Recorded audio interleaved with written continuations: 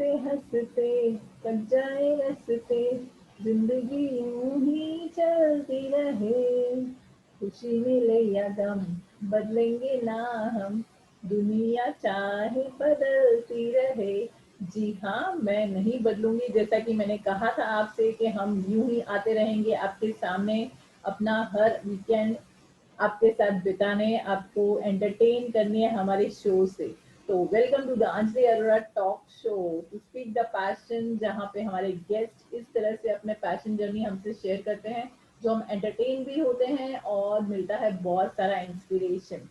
तो दोस्तों, आज है सैटरडे। सैटरडे होता है स्पेशली फॉर विजुअल आर्टिस्ट। तो आज के जो हमारे गेस्ट हैं वो है मिस्टर रमेश औंधकर जी। मिस्टर रमेश औंधकर जी के जिंदगी में कहती हूँ ना, जैसे वो तो आर्टिस्ट थे ही, बट जब 2020 का पैंडेमिक आया तो उन्होंने कुछ ऐसी क्रिएटिविटी सोची जो शायद ही आज तक किसी ने सोची हो। कि जैसे हम कोई भी आर्ट वर्क देखते हैं, वो तो हम देखते हैं कि वो सीधी तरह से हम देखते हैं, लाइक इमेजिन करते हैं, बट उनका ये कहना है कि उनकी जो ड्राइंग्स हैं, वो जो आर्ट वर्क उन्होंने नया क्रिएट किया है, वो आप चारों तरफ से देख सकते हैं। जी हाँ, विश्वास नहीं होता तो देखते हैं उनकी शो रील और आपको पता चल जाएगा कि किस तरह से ये क्रिएटिविटी वर्क करती है।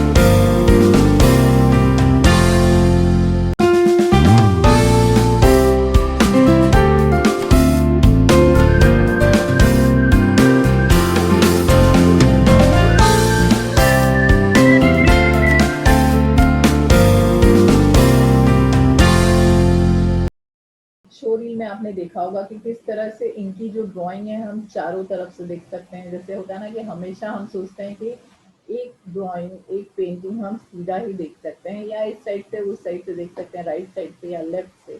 बट इनका जो इनकी जो इमेजिनेशन है, अगर आप देखेंगे तो आप चारों तरफ से इनकी जो ड्राइंग है वो आप अलग अलग एक अलग ही आर्ट वर्क पाएंगे। तो चलिए बुलाते हैं उन्हें और उनसे जानते हैं किस तरह से ये आई इमेजिनेशन उनके माइंड में। तो बहुत सारे लव और बहुत सारे लाइक के साथ वेलकम करिए मिस्टर रमेश औंधकर जी का। Welcome to our show mister Ramesh Aundhkar ji, आपका हमारे शो पर बहुत बहुत स्वागत है। धन्यवाद, आपने मुझे आपके शो पर बुलाया। Sir, it's totally our pleasure. तो सर, मैं आपसे जरूर, जैसे होता है ना कि हमारे जो शो की टैग लाइन है वो स्पीक योर पैशन है, मगर बहुत बार या जो हमारा पैशन है बचपन से लेके अब तक अलग अलग एक फ्लक्चुएट मूड के साथ, हमारी एज के हाँ, साथ, ग्रोथ के साथ चेंज होता रहता है। तो आप क्या कहेंगे, बिल्कुल। आपका ये पैशन का सफर, ये पैशन की जर्नी कैसे स्टार्ट हुई? अभी अगर बचपन से शुरू करूं तो मेरे पिताजी भी अच्छा चित्रकार थे, माँ भी अच्छा। थी।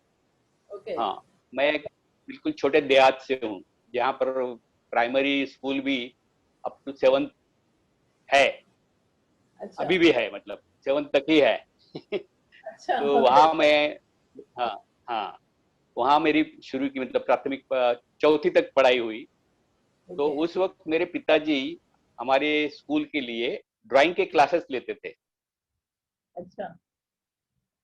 तो वो ड्राइंग क्लास मैं अटेंड करता था, और वहीं से मुझे मतलब ड्राइंग की चाहत शुरू हुई।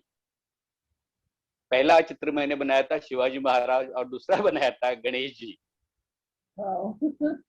उन दिनों भी। अब काफी मुझे वाह मिली थी मेरे स्कूल के लोगों से। तो उसके बाद तो फिर रुक गया था, मतलब कभी कभार चित्र बनाता था। फिर मैंने वो गांव छोड़ा, थोड़े बड़े गांव में आया, जहाँ मेरे मतलब हमारे हाई स्कूल की पढ़ाई हो सकती थी। मतलब पिताजी मुझे वहां ले आए हाई स्कूल की पढ़ाई के लिए। वहाँ जी 11th तक मैंने पढ़ा। और उस वक्त मैंने 2 ड्राइंग की एग्जाम दी, जो महाराष्ट्र में जनरली सब लोग दिया करते हैं, एलिमेंट्री और इंटरमीडिएट। जी तो जी। उसमें मतलब काफी अच्छा मैंने निका रिजल्ट पाया, तो सराहना हुई। तो फिर आगे मतलब सोचा कि चलो अभी मैं भी ड्राइंग टीचर बनूंगा। चित्रकार अच्छा। बनने का ऐसा कुछ उन दिनों पता नहीं था, मतलब चित्रकारी इतना कोई एक क्षेत्र है, करियर है, ये भी मालूम नहीं था। तो ड्राइंग टीचर बनना है, इतना मैंने तय किया था। और फिर मैंने उसके मुताबिक जाके सांगली के कला विश्व महाविद्यालय में ड्राइंग टीचर कोर्स को अपने आप को एनरोल किया। ओके। तो वहाँ वहाँ के जो प्रिंसिपल थे, उन्होंने मुझे शुरू में तो नहीं बताया कि ठीक है तुझे मैं ले ये करता हूँ वगैरह। एडमिशन दे दिया तो सब हो गया। और फर्स्ट ईयर मैंने पास किया और मैं सेंटर में फर्स्ट आया, ऑल ओवर सेंटर में ओके। फर्स्ट आया। हाँ, तो उन्होंने मुझे बख्शीश दी, स्कॉलरशिप दी। और तब मुझे बताया कि बेटा तेरी उम्र ड्राइंग टीचर बनने की नहीं है, मैं तुझे ड्राइंग टीचर बनने नहीं दूंगा। अच्छा। तू अभी हाँ 18 साल तूने पूरे नहीं की, और ड्राइंग टीचर कोर्स के लिए 18 साल कम से कम उम्र चाहिए। जी जी। तो मैं तुझे एडमिशन नहीं दे रहा हूँ, तुझे ये दूसरा एक कोर्स है, वो कोर्स तू पूरा कर ले। और इस तरह उन्होंने मुझे दूसरे कोर्स में प्रवेश दे दिया। फिर वो थोड़ा सा वो उस वक्त फिर इधर उधर की जानकारी हुई। तब जो सीनियर लोग थे उनसे थोड़ी सी मतलब उनके उन्होंने भी देखा कि मैं अच्छा काम कर रहा हूँ, अच्छा सब कुछ है। तो फिर मुझे थोड़ी थोड़ी जानकारी हुई कि चित्रकला में भी कॉलेज जैसा बड़ा कॉलेज होता है, विद्यापीठ होता है, उसमें 4 साल का डिप्लोमा होता है, पोस्ट ग्रेजुएशन होता है। ये सब बातें मुझे सेकंड ईयर में जाने के बाद पता हुई। ओके। तब तक मैं तो सिर्फ ड्राइंग टीचर बनना है, इसी उम्मीद पर वहां गया था। तो फिर आगे सिलसिला चलता गया। मैं थर्ड ईयर में भी सेंटर में फर्स्ट आया।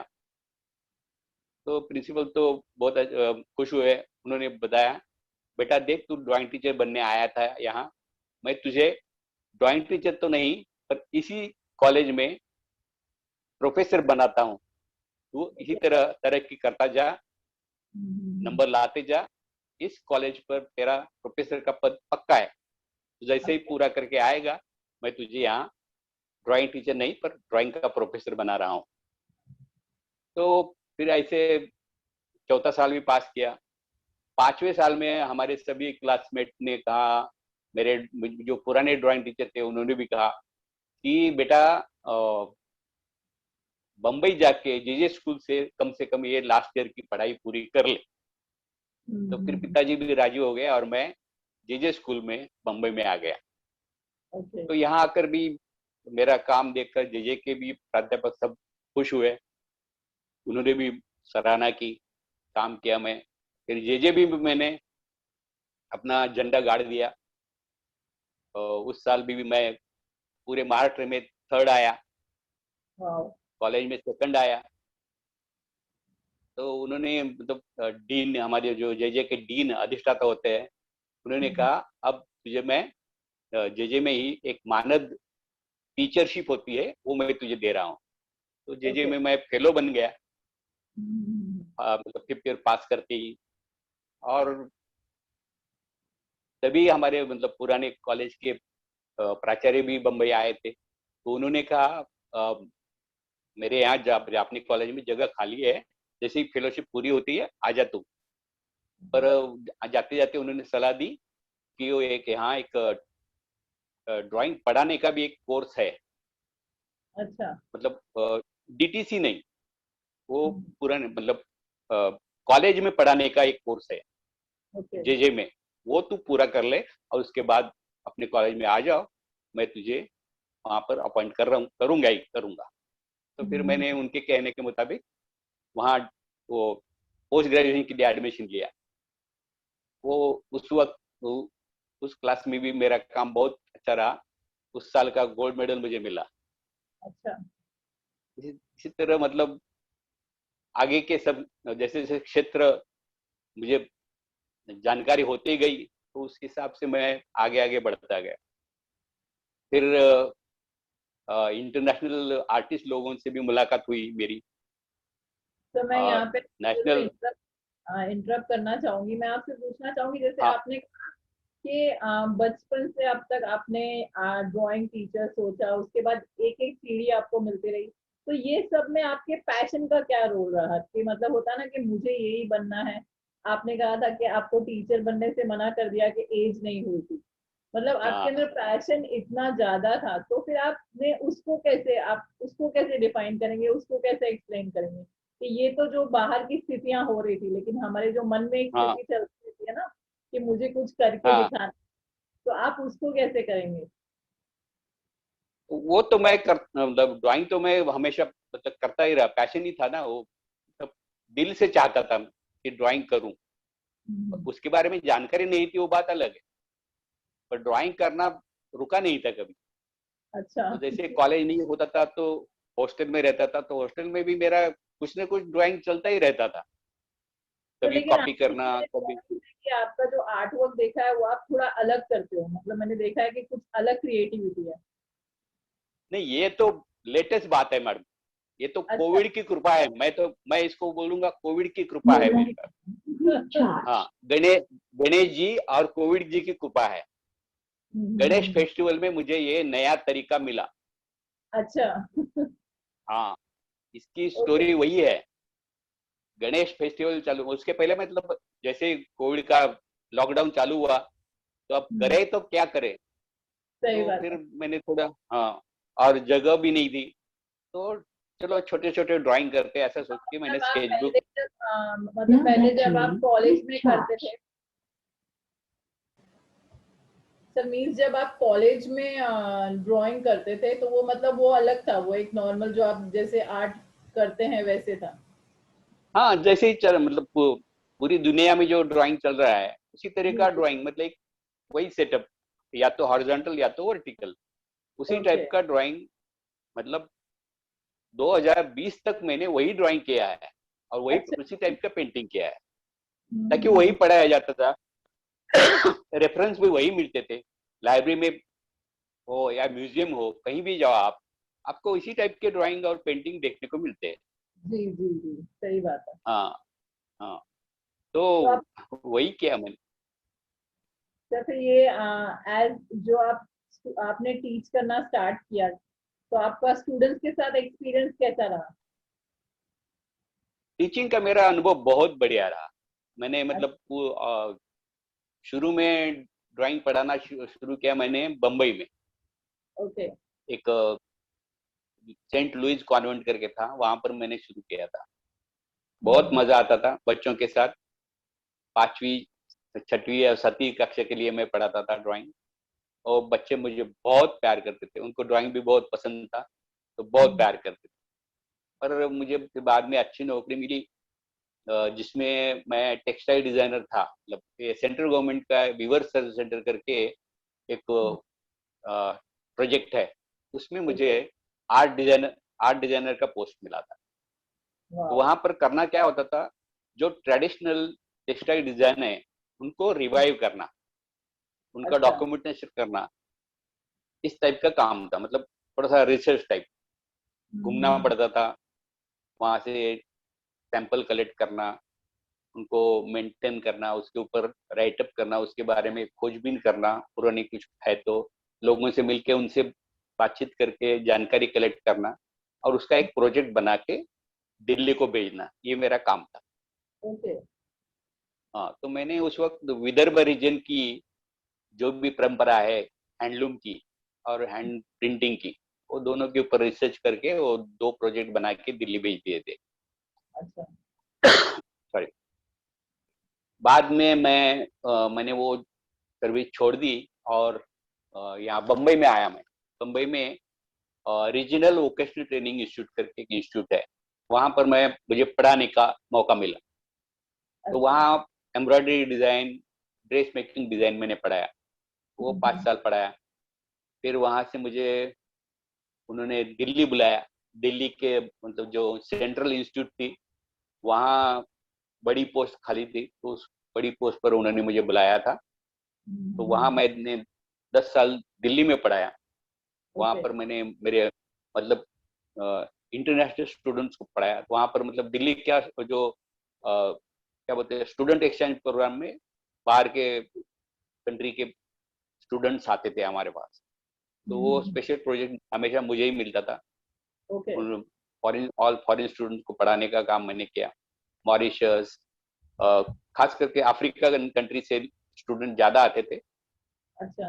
कभी कभार एशियन कंट्री का भी स्टूडेंट आता था, और मोस्टली अफ्रीका। तो वहां से लोग आते थे, मतलब लड़कियां लड़के। तो उनको हम, ज्यादातर लड़कियां था कि वो इंस्टीट्यूट लड़कियों के लिए था, ओके। तो उनको उनकी ट्रेडिशनल, फिर उसके ऊपर भी मैंने रिसर्च वर्क किया था, अफ्रीकन ट्रेडिशनल डिजाइन। उनको उनको बारे में बताता था। आप पूरा डॉक्यूमेंटेशन कीजिए और अपनी अफ्रीकन फोक आर्ट जो है उसको ही प्रमोट कीजिए, ऐसा मैंने उनको भी बताया था। तो उस अच्छा। तरह से वहां पर भी अच्छा मतलब मेरा अनुभव रहा। उसके बाद मैं बड़ौदा गया था। बड़ौदा के भी इंस्टीट्यूट को भी मैंने अच्छा संभाला, और फिर मैंने वो सर्विस छोड़ दी था कि वहां से मेरी ट्रांसफर आसाम में होनी है, ऐसा मुझे पता चला था। ओके। तो फिर मैंने वो सर्विस छोड़ दी और पूरा कंसंट्रेट किया अपने आर्टिस्टिक करियर पर। ये 20 सालों में मैंने तकरीबन 25 वन मैन शो किए थे। ओके। दिल्ली, बम्बई, कलकत्ता, मद्रास, लखनऊ, ऐसे सब जगह ग्रुप शो किए थे।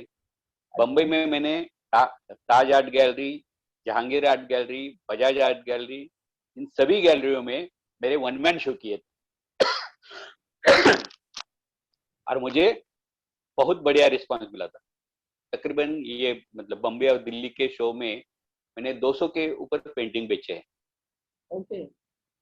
हाँ, नाइस। तो मतलब इंडिया में और आउट ऑफ इंडिया में मेरे कई ग्राहकों ने मेरी पेंटिंग खरीदी है। सिर्फ अकेले इंडिया की बात करें तो विप्रो विप्रो जो कंपनी है, रुका। उसके जी। मालिक, हाँ, आजमी जी, उनके पास मेरे 12 से ज्यादा पेंटिंग है अकेले उनके पास। वाओ। अजीम प्रेम जी करके उनका नाम है। उनका अभी नया फाउंडेशन भी निकला है, अजीम Prem ji foundation for education. उनकी अपनी प्राइवेट यूनिवर्सिटी भी है। जी जी। तो उनके पास मेरे 12 से ज्यादा पेंटिंग है। वो हमेशा आते थे ताज में, और शो के पहले दिन ही वो आके बोलते थे, रमेश ये इसमें से 5 पेंटिंग मुझे चाहिए, और मार्किंग करके चले जाते थे। बहुत ही अच्छा।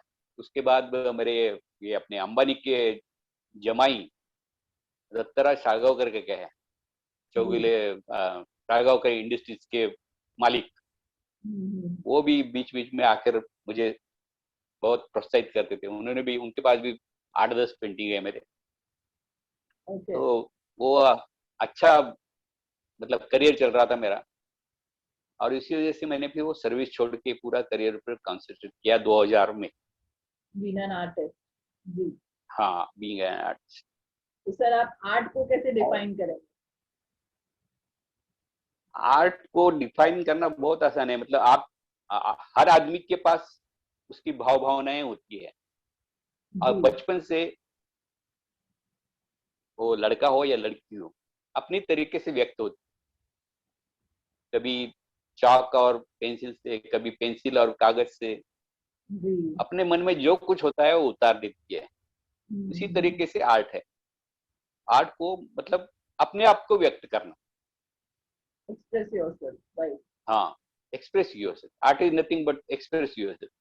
कोई शब्दों में अपने आप को एक्सप्रेस करता है, कोई चित्रों से एक्सप्रेस करता है, कोई क्राफ्ट से एक्सप्रेस करता है। पर एक्सप्रेस करना बहुत जरूरी है हर आदमी के लिए, हर व्यक्ति के लिए। क्या तो बात मेरे है। लिए आर्ट में अपने आप को व्यक्त करना, अभिव्यक्त होना, मेरी आर्ट की व्याख्या इतनी ही है। क्या बात है सर, चाहे बहुत भले ही। कोई भी माध्यम हो, जी। पेपर पेंसिल हो, कैनवास पेंट हो, मिट्टी हो, जो मिले आपको। बेस्ट आउट ऑफ वेस्ट भी हो सकता है। व्यक्त करना जरूरी है, ट्रू। व्यक्त होना जरूरी है। सर। तो ये जैसे कि आपने रिसर्च किया है काफी, तो आप क्या कहेंगे मॉडर्न पहले का जो एक था, एक आर्टिस्ट को लेके नजरिया, और अभी जो आर्टिस्ट को लेके नजरिया है, क्या फर्क पाया है आपने इसमें? बहुत डेवलपमेंट हुई है। मतलब अभी नए लोगों के लिए तो पूरा आकाश खुला है। सही उनके लिए बात। बहुत सारी स्कॉलरशिप्स है, रेसिडेंसीज है, ग्रांट्स है। हमारे वक्त ऐसा कुछ भी नहीं था। बड़ी मुश्किल से हम अपना ब्रेड एंड रोटी कमाने की कोशिश किया करते थे, और फिर बचे हुए पैसे में अपना आर्ट का शौक पूरा करते थे। अब ऐसा नहीं है। 2000 के बाद जैसे इंटरनेट खुल गया है, अब सभी चित्रकारों को पूरा आकाश खुल गया है। Whole globe is there. They can go या anywhere. They can promote their art anywhere, and they are getting promotion for their art from every corner of world, every country of world. Many Indian artists are like uh, glowing like anything. Before 2000, it was not that. Only few people were getting those chances to go abroad and promote their art. So सही बात है। that was almost by connections only. It was not happening. Now it's happening. In my case also, I will tell you, I believe in happening. I don't believe in influencing somebody or getting some through from connection, some proposal. No, I wish it should happen. Like whatever happened in Jahangir, Taj, etc. Everything happened. Azim Premji ji came for somebody else's show in Jahangir. I will share, like to share that happening. Sure, There was in Long Gallery, Jahangir Long Gallery, not in hall, auditorium hall, next exhibition hall. That time there were two parts, first part and second part. So in first part, Rekha Rao, daughter of Hebbar, international artist, her show was there, and she invited Azim Premji for her exhibition. He came along with his wife, entered, and he saw my painting exactly in front of end. He just completed formality with Rekha Rao and straight away went to my painting. It was like a magnet. उनको खींच रहा था। सीधा मेरे painting के सामने जाके खड़े हुए। दो बड़े पेंटिंग मैंने लगाए थे वो वॉल पर।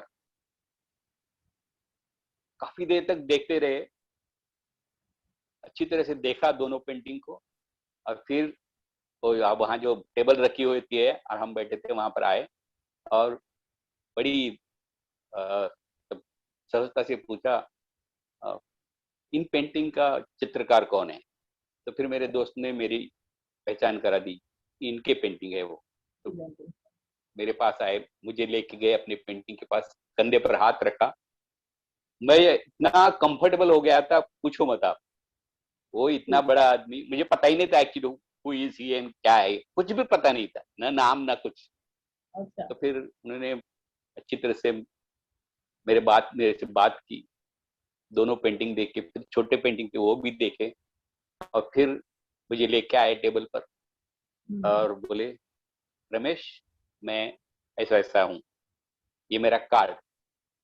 अब मैंने आपके सामने के दो और साइड की वॉल के दो, ऐसे 4 पेंटिंग खरीदे हैं। मेरा ड्राइवर आएगा लास्ट दिन पर पेमेंट लेके, जो भी पेमेंट है आपको मुझे बता दीजिए, वो पेमेंट आपको मिल जाएगा। वो गया, मतलब अजीम प्रेमजी जी मेरा वो शो देख के फिर रेखा के पास गए। मतलब पहले उनके पास जाना चाहिए था, उनके पास नहीं गए, फिर गए, फिर उनका पेंटिंग वेंटिंग देखा, उनका भी पेंटिंग खरीदा उन्होंने, और वो उधर कर रहे तब तक उनकी वाइफ आ गई। अच्छा। वो भी बहुत एकदम खुश हो गई, इम्प्रेस हो गई, और फिर उन्होंने भी 2 पेंटिंग खरीदे। मेरा मतलब शो बिल्कुल सक्सेसफुल हो गया। और टोटल सब का पेमेंट मुझे लास्ट दिन पे मिला। तो ऐसे बहुत अच्छे अच्छे किस्से हैं। ताज में भी ऐसे ही हुआ था। एक अमेरिका से आदमी आया था, ओके। अभी मैं नाम भूल गया उनका। आया, 2-3 बार उन्होंने चक्कर लगाए, हम्म। हर एक पेंटिंग के सामने 2-2, 3-3, 5-5 मिनट खड़ा रहता गया। और फिर बाद में आया मेरे पास और बोला, आई वॉन्ट दिस 5 पेंटिंग, अच्छा। What is the cost. तो मैंने कॉस्ट बता दी। तो फिर उन्होंने अपने तरीके से कैलकुलेट किया पेपर पर। ओके, तो और फिर उसको कन्वर्ट भी किया डॉलर में। I have dollars, I don't have Indian currency. और फिर मुझे वो डॉलर में पेमेंट करके वो, वो चला गया। मुझे लास्ट दिन पर मैं आऊंगा, ये पेंटिंग लेके जाऊंगा। अब मुझे फ्रेम वगैरह कुछ नहीं चाहिए, मुझे सिर्फ पेपर और कैनवास चाहिए। आप वो सब रोल वोल करके प्रिपेयर करके रख देना। फिर दूसरा एक उसी एग्जीबिशन में और एक लंदन से बंदा आया, उसको भी पेंटिंग बहुत पसंद आया। तब देख के मुझे, और फिर कहा 2 पेंटिंग मुझे चाहिए। तो पर मेरे पास अभी करेंसी नहीं है, मतलब न डॉलर न रुपीज। तो क्या क्या किया जाए, कैसा किया जाए। मैंने क्या, just pay me few rupees या few dollar pound advance and I will keep it for you whenever you come to India, I will give it to you. So he said, okay, I will not pay any advance, but I'm sure I will come and collect these 2 paintings. Okay, ऐसे ऐसा क्या। और हम, तो वो show खत्म हो गया। मैं उन दिनों दिल्ली में था, अच्छा। दिल्ली में चला गया। और फैमिली मेरी यहाँ थी। फैमिली को दिल्ली सूट नहीं हो रहा था, दिल्ली का एटमोस्फियर, इसलिए उनको मैं यहाँ छोड़ के चला गया।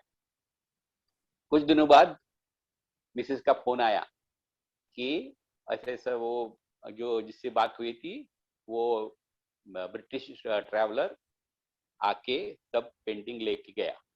मैं उसको होटल लीला में जाके पेंटिंग दे के आई।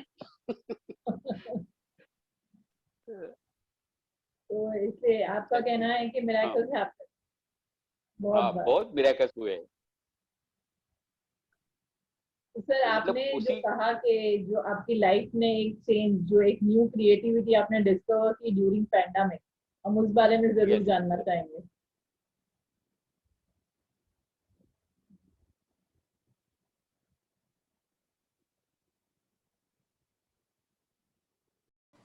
जी सर।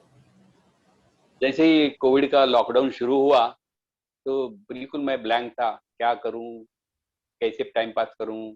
केवल 2 ही जरिए थे, या तो टीवी देखो या तो फिर स्मार्टफोन पे कुछ करो। राइट, ऐसे एक्चुअली मैं में, बोल सबको। Hello, hello. हाँ, ऐसे में क्या हुआ। मैं कह रही हूँ कि पैंडेमिक में एक्चुअली में सब लोग बहुत बोर हो रहे थे, मीन्स होता ना हाँ एकदम जी, सब हाँ कुछ जी, बंद करके रख दिया था। हाँ, हाँ। तो अभी मैं मेरे थोड़ा फैमिली के बारे में बताना चाहूँगा।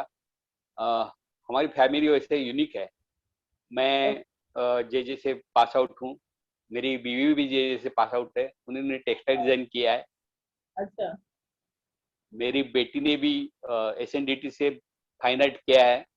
और मेरे बेटे ने रचना संस्था से फाइन आर्ट करके पुणे के DSK से पोस्ट ग्रेजुएशन किया है। वो वाह। वीडियो गेमर है। ओके। और हाँ, आजकल न्यूजीलैंड में है, वो वीडियो गेम डिजाइनर करके। बेटी यहाँ एक इंटरनेशनल स्कूल में ड्राइंग टीचर, आर्ट टीचर है। वाह। तो मेरी पत्नी, मतलब उसने छोड़ दिया है सर्विस। जैसे वो सभी टेक्सटाइल मिल बंद हो गई, उसकी सर्विस गई। तो वो हम्म। अभी ड्राइंग ट्यूशन लेती है अच्छा। और प्रोजेक्ट करती है, मतलब स्कूल प्रोजेक्ट बनाती हम्म। है। तो सभी ने बोला कि आप इतना अच्छा आपका करियर है, तो कम से कुछ अभी अपने यहाँ जगह नहीं है, तो कम से कम छोटे ड्राइंग तो बनाइए। और इस तरीके से मैंने स्केचबुक वगैरह मंगाया और ड्राइंग करना शुरू किया। तो ओके। अप्रैल में कुछ ड्राइंग किए, मई में कुछ ड्राइंग किए। फिर बेटे ने मुझे इंस्टाग्राम पर अकाउंट ओपन करके दिया। तब तक मुझे इंस्टाग्राम मालूम नहीं था, मैं सिर्फ फेसबुक पर ही था। तो इंस्टाग्राम पर मुझे अकाउंट ओपन कर दिया और मुझे मेरे सामने शर्त रखी कि आप रोज एक ड्राइंग इंस्टाग्राम पर पोस्ट करेंगे। और मुझे उन्होंने कई लोगों के ये दिखाए, ये लोग देखो कैसे काम करते, सिर्फ ड्राइंग ही कर रहे हैं पर कितना काम कर रहे हैं देखो।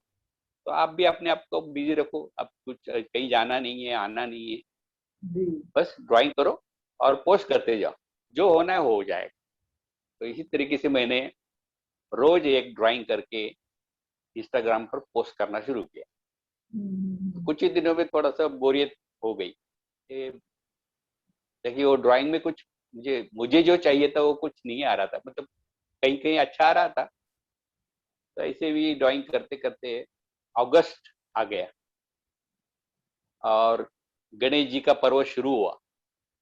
तो उन दिनों ऐसे में एक एक्सरसाइज जैसे कर रहा था, मैं अपने पेपर पर कुछ डॉट्स, कुछ लाइंस, कुछ वेवी लाइन, जिगजैग लाइन ऐसे डाल देता था और 1 घंटा 2 घंटे के लिए उसको छोड़ देता था और फिर कुछ दूसरा काम करके, जैसे बर्तन मांजना है या इस टाइप का कुछ काम करके वापिस आता था और फिर उसकी तरफ देखता था। और मुझे वहां उस वक्त जो कुछ क्लिक होता था उसको मैं रूप देता था। तो ऐसे में उस दिन, मतलब गणेश जी पर्व शुरू हुआ उस दिन की बात है, ऐसे ही मैं वो करके गया, वापिस आया और देखा तो मुझे वहां गणेश जी दिखाई दी। अच्छा। वो डॉट लाइंस जो कुछ मैंने किया था उसमें मुझे गणेश जी का रूप दिखाई दिया। तो मैंने उसको अच्छी तरह से आगे और डिटेल्स डाल के बना दिया।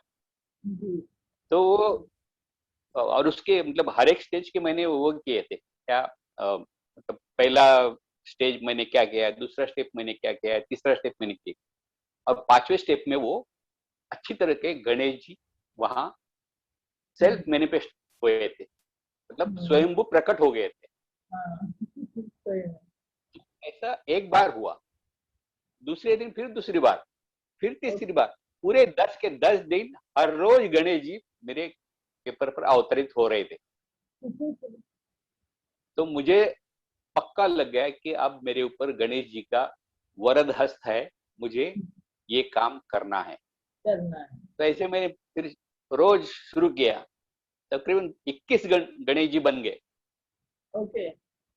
हाँ, तो फिर एक दिन ऐसे ही देख रहा था, सीधी तरफ से देखा तो कुछ अलग नजर आया, उल्टी तरफ से देखा तो कुछ अलग नजर आया। तो वो मेरा प्रोसेस था, मतलब हमेशा भी वही, हमें मतलब ये गणेश जी बनाते वही मैं करता था, वो पेपर को घुमाते रहता था, कभी वर्टिकल, कभी हॉरिजॉन्टल, कभी हॉरिजॉन्टली उल्टा, कभी वर्टिकली उल्टा, ऐसे। तो ऐसे देखते देखते एक दिन मुझे वर्टिकली कुछ नजर आया और उल्टा करके कुछ और नजर आया। तो मुझे मेरे बचपन की याद आ गई।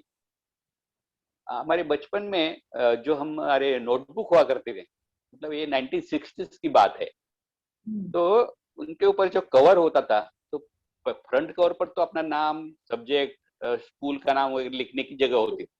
अब बैक साइड में कुछ नहीं होता था, ब्लैंक होता था। तो उन दिनों नए जो नोटबुक आए थे उसके ऊपर पीछे साइड में एक ऐसे छवि छपी थी, जो सीधा देखो तो सरदार जी, उल्टा देखो तो टाई पहना हुआ आदमी। हाँ जी, हाँ जी, वो मैंने भी देखा। हाँ हाँ। तो उसकी मुझे याद आ गई तुरंत, अरे यार हे बचपन में हम ऐसा देखा था, मेरे इसमें भी ऐसा ही कुछ हो गया है। तो फिर मैंने उसको भी डेवलप किया। तो दोनों तरफ से, मतलब सीधी तरफ से देखो तो कुछ और, उल्टी तरफ से देखो तो कुछ और, ऐसे ही, मतलब ये वो पहला हो गया। तो फिर और एक मेरे ख्याल से एक आध हफ्ता और गया, तो उस हफ्ते में वो तीनों तरफ से मुझे कुछ नजर नया आया। सीधी मतलब वर्टिकल सीधा देखो तो कुछ और, वर्टिकल उल्टा देखो तो कुछ और हॉरिजॉन्टल देखो तो कुछ और। ऐसे तरफ वो एक एक करके वो साइड डेवलप होते गई और एक दिन आ गया, उस दिन चारों तरफ से मुझे कुछ न कुछ नया नजर आया। मतलब वर्टिकल देखो तो एक टॉपिक है, उसका रिवर्स करके देखो तो दूसरा टॉपिक है, हॉरिजॉन्टल सीधा देखो तो तीसरा टॉपिक है, और हॉरिजॉन्टल रिवर्स देखो तो चौथा टॉपिक है। तो मैंने तुरंत उसको इंस्टाग्राम पर पोस्ट किया, फेसबुक पर पोस्ट किया, और लोगों के बहुत सराहना मुझे मिली, इतनी जबरदस्त सराहना मिली, सब लोगों ने उसको पसंद किया, और फिर मेरा हौसला बढ़ता गया। तो फिर उसके बाद मैं रुका नहीं हूँ, आज तक एक के बाद एक उस टाइप की ड्राइंग बनाती जा रहा हूँ, पोस्ट करता जा रहा हूँ। और मुझे मतलब पहले यहाँ अपने दिल्ली से प्रकाशित होने वाले कलर कैनवास करके, उन्होंने मेरे बारे में, मेरा मतलब ये जो नया तरीका है उसके चित्र छापे, उसके बारे में मेरी की जो विचार करने की प्रक्रिया है उसको भी उन्होंने छापा। फिर कोठाड़े बुक हाउस करके एक तो बुक हाउस है यहाँ पार्ला में, उन्होंने भी उनके वेबसाइट पर मेरी ये चित्र और मेरी बारे में मतलब लेख प्रकाशित किया। इस तरह से मतलब मुझे सराहना मिलती गई। अभी लेटेस्ट बोले तो अमेरिका का ये एंटोनिम करके एक ई जर्नल है, उन्होंने मेरे चित्र और मेरी थॉट प्रोसेस को उनके अप्रैल इशू में प्रकाशित किया है। हाँ, और तो अभी ये आप एकदम इंस्पिरेशन का काम किया है ये।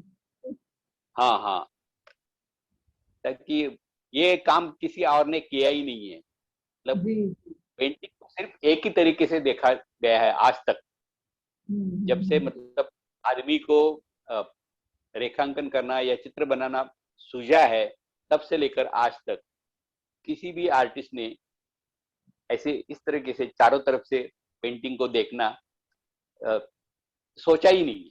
सोचा एक्चुअली। हाँ हाँ।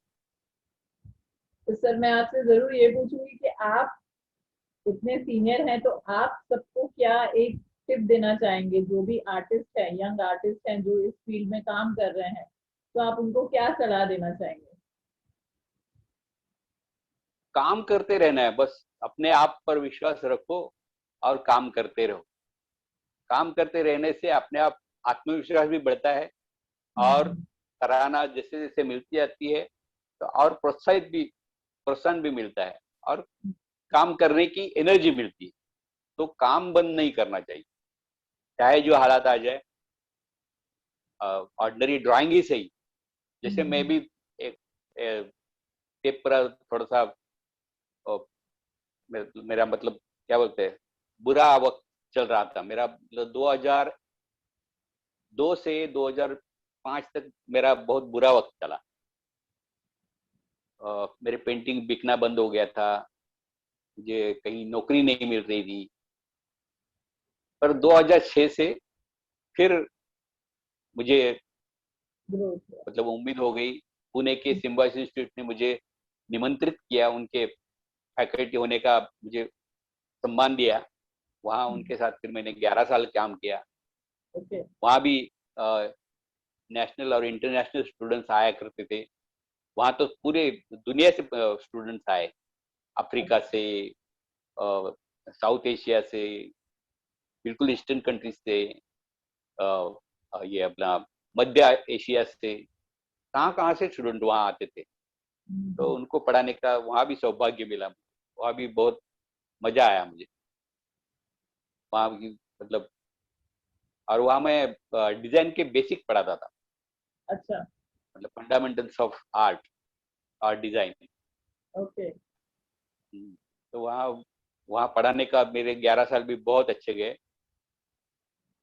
और इसी 11 साल में बहुत आपकी बहुत इंटरेस्टिंग जर्नी रही है मैं कहूंगी, क्योंकि होता ना कि हाँ, आपने कहा कि आपका अप्स एंड डाउन तो चलो पार्ट ऑफ लाइफ है, लेकिन फिर भी जो आपने यस, वर्किंग रखा, मीन्स होता ना कि इतनी एज के बाद भी आपकी क्रिएटिविटी इतनी हाई है कि आपने सोचते रहो, आप अभी तक अपने वर्क के बारे में और इम्प्रूवमेंट सोचते हैं।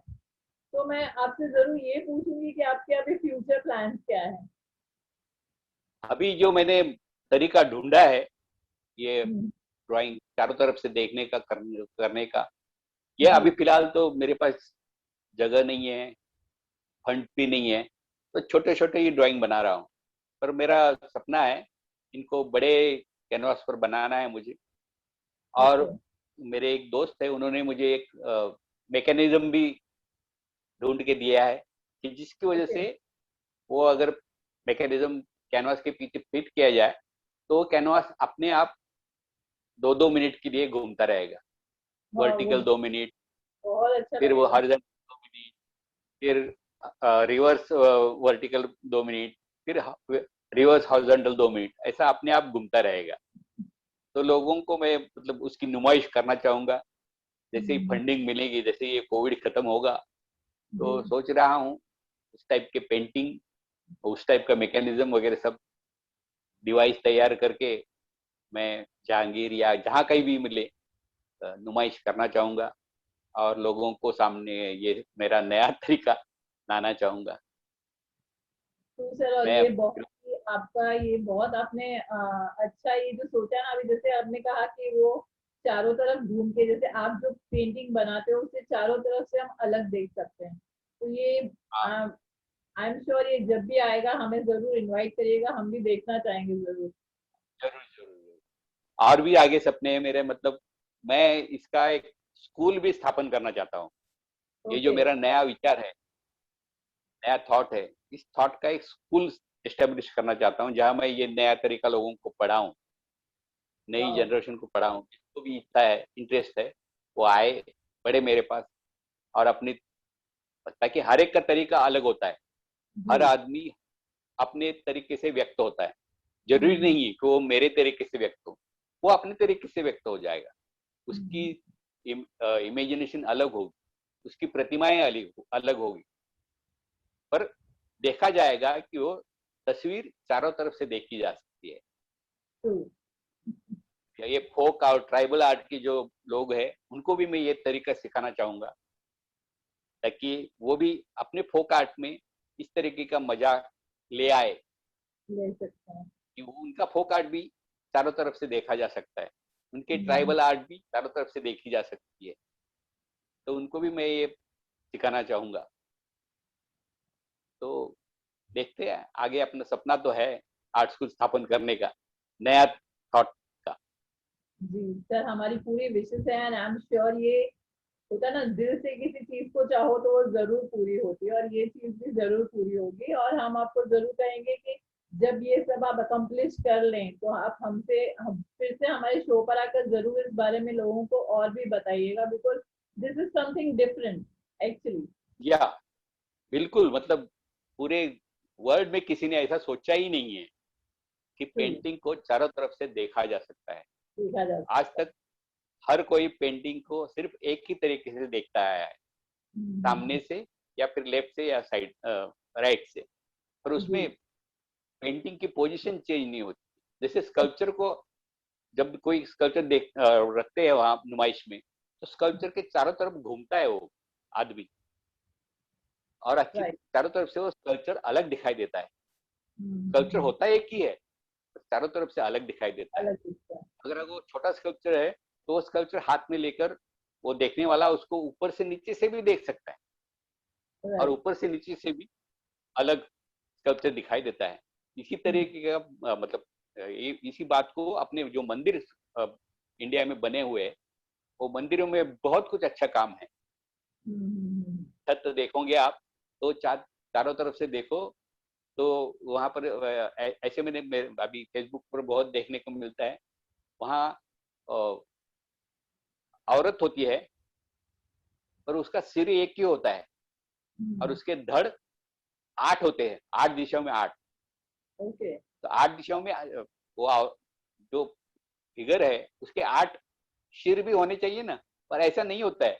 वो नहीं होता। स्कल्पटर ने एक ही सिर को वहां पर लगाया है, और वो हर जगह जाके देखो तो वो अलग दिखता मतलब औरत अपनी तरफ देखती है, ऐसा लगता है। है। ये कमाल है। जी।